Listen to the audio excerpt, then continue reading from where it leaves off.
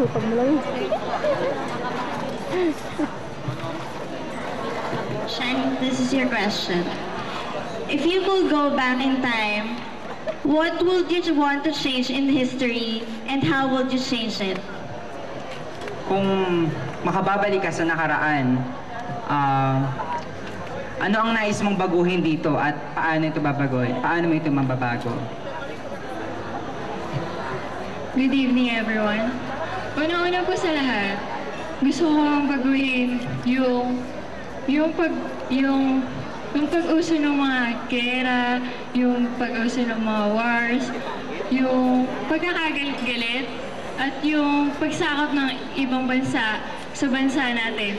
Kung hindi dahil sa kanila, siguro meron tayong originality matatawag at siguro marahil mas magiging successful ang ating bansa kung wala man lang itong mga invaders. Thank you. Thank you.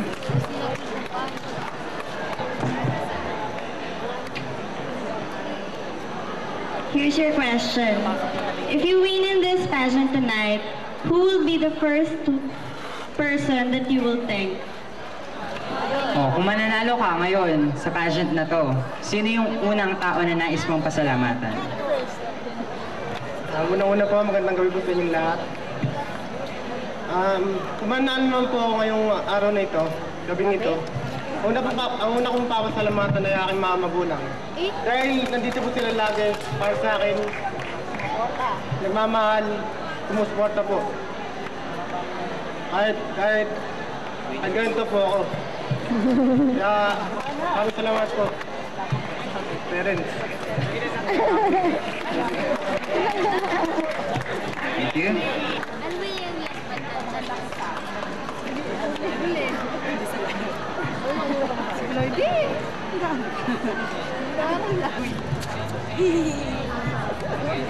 Okay, here's your question.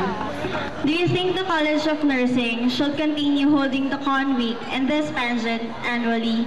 Why?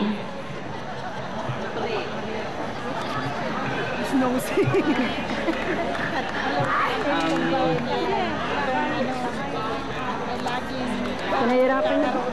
Sa iyong palagay,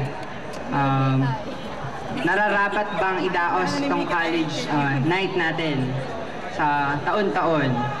At bakit mo ito nais? Kung nanaisin mo, bakit?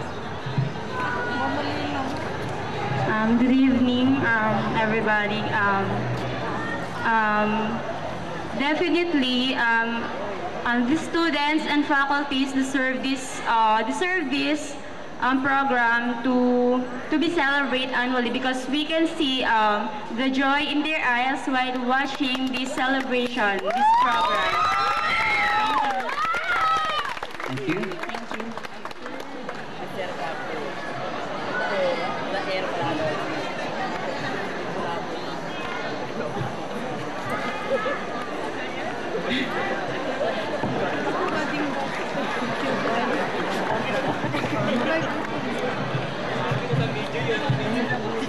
This is your question. Who is the most important person in your life right now and why? Sino ang pinakamahalagang tao sa buhay mo sa ngayon? At bakit? Isang maganda at masayang gabi sa inyong lahat. Ang pinakamahalagang tao sa buhay ko ngayon ay ang aking ina. Sapagkat sumusuporta siya sa kahit anumang desisyon ko sa buhay. Lagi siyang nandyan at handang tulungan lahat ng pangangailangan ko sa paaralan man at kahit man sa problema sa mga kaibigan at problema sa anumang bagay. Maraming salamat. Thank you. I thank you.